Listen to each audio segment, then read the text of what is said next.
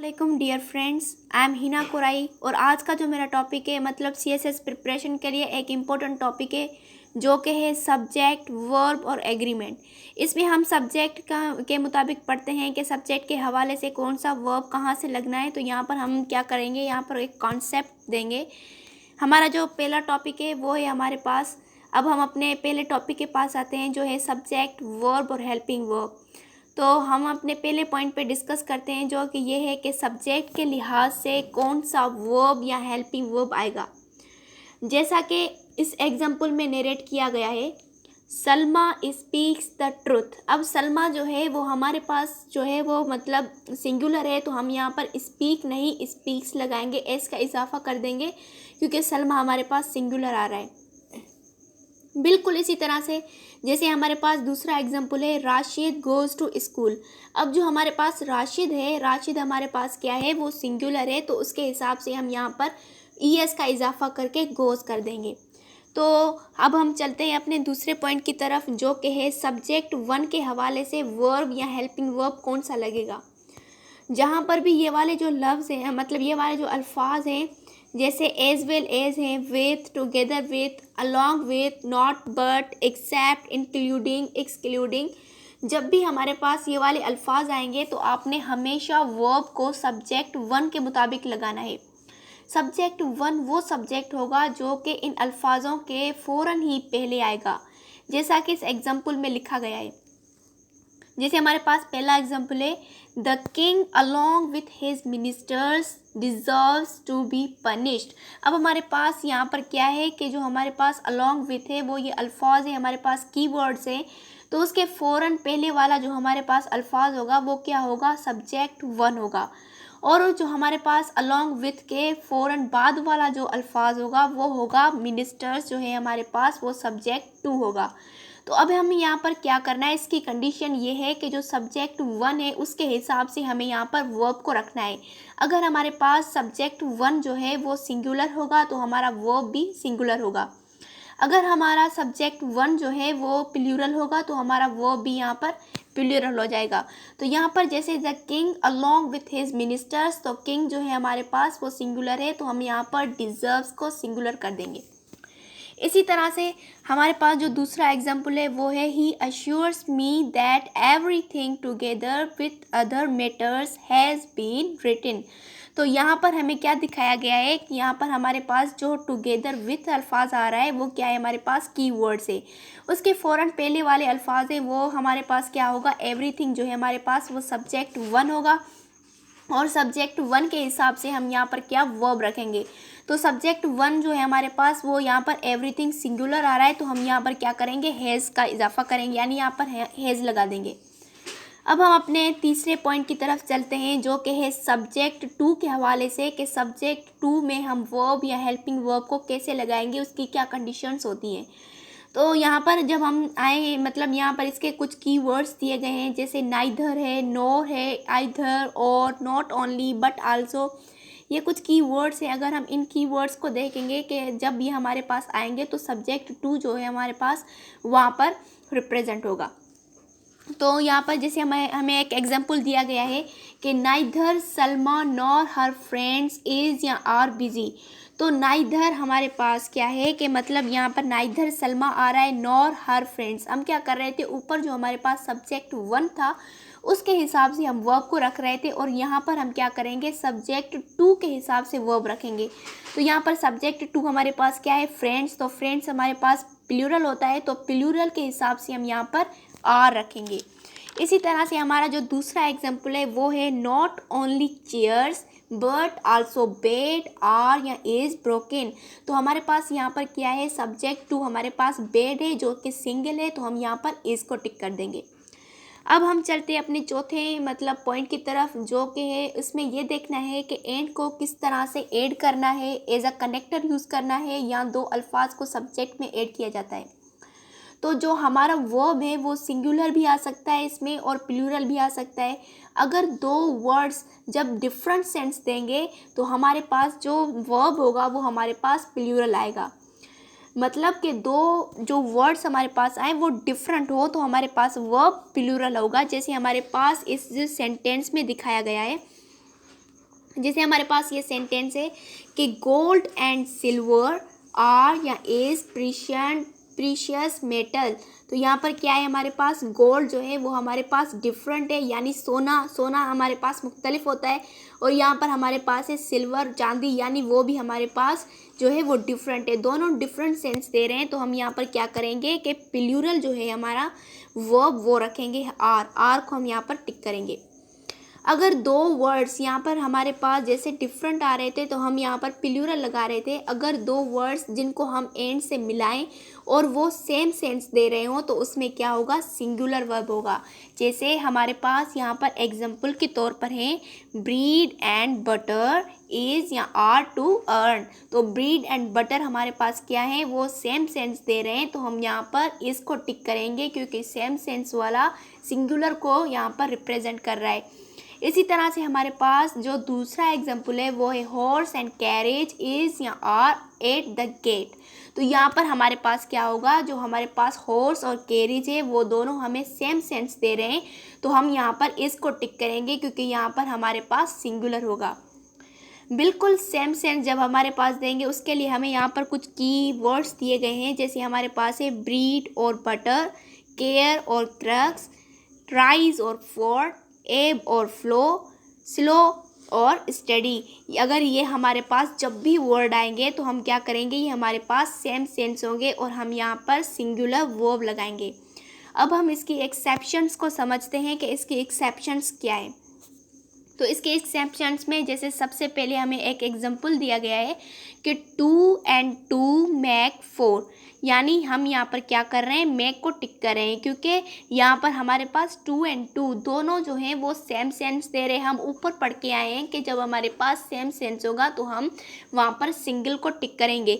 लेकिन यहाँ पर हमारे पास 2 और 2 जो हैं वो चाहे हमें कितना भी सेम सेंस दे रहे हो लेकिन उसके बावजूद भी हम उसे क्या करेंगे, प्लूरल उसका वर्ब आता है, ये हमेशा याद रखिएगा।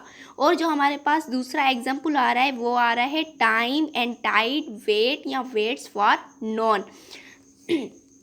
तो मतलब टाइम और टाइड जो है हमारे पास वो दोनों डिफरेंट आ रहे हैं। तो यहाँ पर हमने वेट को टिक कर दिया। तो इसी तरह से हमारे पास यहाँ पर दो जो हैं वो जुमले दिए गए हैं ताकि हम इन दोनों में मतलब कुछ डिफरेंस बताते हैं। जैसे पहला हमारे पास है कि the lawyer and lecturer have arrived. तो यहाँ पर हमारे पास क्या है कि the lawyer and the lecturer, यहाँ पर द नहीं गए, मतलब ऊपर जो है वहाँ पर एक द नहीं है और नीचे वाले में द दिया गया है और ऊपर वाले में हैज़ को टिके और नीचे वाला जो है वो हैव में है। तो इसका डिफरेंस ये है कि जब हमारे पास द लॉयर एंड लेक्चरर आएगा तो इनका जो सेंस होगा वो हमारे पास सेम आ रहा है। तो हम यहाँ पर सिंगल को टिक करेंगे और जो नीचे जो है मतलब वो आएगा तो the lawyer and the lecturer has या हैव अराइव्ड। तो यहाँ पर द जो है वो उसे अलग कर रहा है। तो the lawyer and the lecturer दोनों अलग अलग डिफरेंट मतलब जो है वहाँ पर सेंस दे रहे हैं। तो यहाँ पर हम हैव को जो है वो मतलब यहाँ पर टिक करेंगे। अब हम चलते हैं अपने 5 नंबर जो हमारा मतलब टॉपिक है उसकी तरफ हम चलते हैं, जो कि है नाउन एंड क्वांटिफाइज। अब हमारे पास क्वांटिफाइज क्या होता है, क्वांटिफाइज ऐसे अल्फाज को कहते हैं जो कि नाउन से पहले आते हैं, जो किसी भी चीज़ की क्वांटिटी या अमाउंट को रिप्रेजेंट करते हैं। जैसे यहाँ पर हमारे पास कुछ कीवर्ड्स दिए गए हैं कि much, sufficient, little, a little, a few, some, a lot of. तो इसी तरह से हमें क्या है, यहाँ पर कुछ की मतलब वर्ड्स दिए गए हैं कि ये हमें जो है वो क्वांटिफाइज यानी अमाउंट के बारे में रिप्रेजेंट करते हैं, हमें बताते हैं। तो यहाँ पर हमारे क्या है मतलब कुछ काउंटेबल में यूज़ होते हैं और कुछ अनकाउंटेबल में। तो यहाँ पर जैसे हमारे पास काउंटेबल के लिए कुछ मतलब अल्फाज हैं many, several, few, a few, और अनकाउंटेबल के लिए जो हमारे पास अल्फाज हैं वो है much, sufficient, little, a little. तो ये हमारे पास कुछ डिफरेंस है, मतलब काउंटेबल जो है मतलब जिसे हम काउंट कर सकें और अनकाउंटेबल जिसे हम काउंट ना कर सकें। तो यहाँ पर हमें कुछ एग्जांपल दिए गए हैं। जैसे यहाँ पर है कि there is a little water in the jug. अब हमारे पास वाटर क्या है, वाटर हमारे पास आ रहा है मतलब ये अनकाउंटेबल है जिसे हम नहीं काउंट कर सकते। तो इसी वजह से हमने यहाँ पर अ लिटिल यानी अनकाउंटेबल के लिए यूज़ किया हुआ है। उसके बाद हमारे पास जो दूसरा एग्जाम्पल आ रहा है वो आ रहा है we have a few coins in the box. अब हमारे पास क्या हो रहा है कि यहाँ पर कॉइन्स जो है हमारे पास वो काउंटेबल है, तो हमने यहाँ पर अ फ्यू लिख दिया। इसी तरह से अगर हम यहाँ पर कर देंगे कि there is a little water in the jug, ये देखने में तो ठीक है, लेकिन जो हमारे पास वाटर है वो हमारे पास अनकाउंटेबल है, और जो हमारे पास अ लिटिल है मतलब हमारे पास अगर यहाँ पर हम कर जाएँ there is a few water, यहाँ मतलब few water in the jug, तो ये हमारे पास देखने में सही होगा लेकिन वो गलत होगा। अगर हम यहाँ पर कर देंगे there are a little coin in the box, तो हमारे पास लिटिल जो है लिटिल जो है वो अनकाउंटेबल के लिए यूज़ होते हैं, और यहाँ पर कॉइन्स जो हैं वो काउंटेबल हैं, तो ये हमारे पास रॉन्ग हो जाएगा। तो कुछ स्टूडेंट्स जो होते हैं वो इन चीज़ों में कुछ कंफ्यूज हो जाते हैं, जैसे मैं इनको क्लियर कर देती हूँ। जैसे यहाँ पर है कि few, a few, little, a little, इनके जो कॉन्सेप्ट हैं, इनके जो सेंस है, इनमें थोड़ा जो स्टूडेंट्स हैं वो कंफ्यूज हो जाते हैं। जैसे यहाँ पर पहला है हमारे पास फ्यू, तो फ्यू हम यूज़ करते हैं नेगेटिव सेंस के लिए, इसका मतलब ये है कि बिल्कुल ना के बराबर। और जो हमारे पास अ फ्यू है, अ फ्यू को जो हम यूज़ करते हैं वो पॉजिटिव सेंस में लेते हैं, क्योंकि मतलब उसमें थोड़ी मिक़दार होती है। अ लिटिल भी इसी तरह से हमारे पास पॉजिटिव में होता है, और लिटिल हमारे पास नेगेटिव में होता है। अब हमारे पास नीचे जो मतलब 3 वर्ड्स दिए गए हैं, सम, अ लॉट ऑफ और एनी, ये तीनों ऐसे वर्ड्स हैं जो हमारे पास काउंटेबल और अनकाउंटेबल दोनों में यूज़ होते हैं। जैसे हमारे पास यहाँ पर एग्जाम्पल में दिखाया गया है कि there are some coins in the box, तो हमारे पास यहाँ पर क्या है कि जो हमारे पास सम है वो हमने यहाँ पर कॉइन्स जो हमारे पास है वो काउंटेबल हैं, तो हमने उसके साथ यूज़ कर दिया। उसके बाद है हमारे पास there is some water in the jug. अब वाटर हमारे पास क्या है, वो हमारे पास अनकाउंटेबल है, तो यहाँ पर भी हमने क्या कर दिया, यहाँ पर भी हमने सम को रख दिया, तो हमारे पास ये दोनों सेंटेंस जो हैं वो दोनों ही सही हैं। अब हम चलते हैं अपनी छठे टॉपिक की तरफ, जो है नाउन और रिलेटिव प्रोनाउन। तो हमारे पास रिलेटिव प्रोनाउन जो होते हैं वो 5 होते हैं, जैसे who, whom, whose, which, that. तो हु जो होता है वो ह्यूमंस या पेट्स के लिए यूज़ होता है, हुम जो होता है वो एनिमल्स या थिंग्स के लिए यूज़ होता है, और हुज जो है वो मैन के लिए, और विच जो पोजीशन के लिए, और दैट को हम बाद में डिस्कस करते हैं। तो इसी तरह से जो हमारे पास मतलब छठा टॉपिक है वो है मतलब यहाँ पर नाउन और रिलेटिव प्रोनाउन। तो उसका हमारे पास एग्जाम्पल जो है वो दिया गया है, this is the dog which bytes. यहाँ पर हम क्या कर देंगे, विच को टिक कर देंगे, यहाँ पर हमारे पास होगा this is the dog which bytes. और हमारे पास जो दूसरा एग्जाम्पल आ रहा है वो आ रहा है, Ahmad appreciated the people whom he meet in the market। अब पीपल जो है हमारे पास वो रिप्रेजेंट कर रहा है होम को, जब हमारे पास होम आएगा इसीलिए आया है क्योंकि यहाँ पर हमारे पास पीपल है। तो इसी तरह से अब मैं आपको थोड़ा दैट का कॉन्सेप्ट दे देती हूँ कि दैट हम क्यों यूज़ करते हैं और कहाँ पर यूज़ करते हैं, मतलब कैसे हमारे पास यूज़ होगा। तो दैट जो है हमारे पास वो यूज़ होता है मतलब यहाँ पर जैसे हमारे पास किसी भी सेंटेंस में वर्ड आ जाए सेम, या सुपरलेटिव डिग्री आ जाए, या इनडेफिनाइट प्रोनाउन आ जाए, या एनिमल्स, मैन या थिंग के लिए यूज़ होता है। जैसे हमारे पास यहाँ पर एक एग्जाम्पल है कि this is the most intelligent girl that I have ever meet.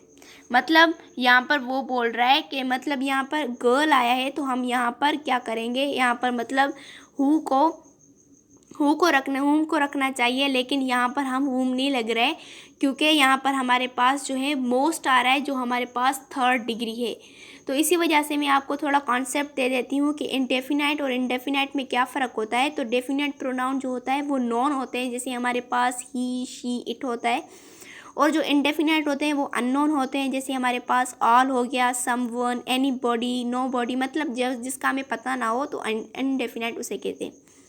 तो हमें यहाँ पर एग्जाम्पल है, जैसे पहला हमारे पास कोई एग्जाम्पल ले लेते हैं, जैसे हमारे पास है all that glitters is not gold.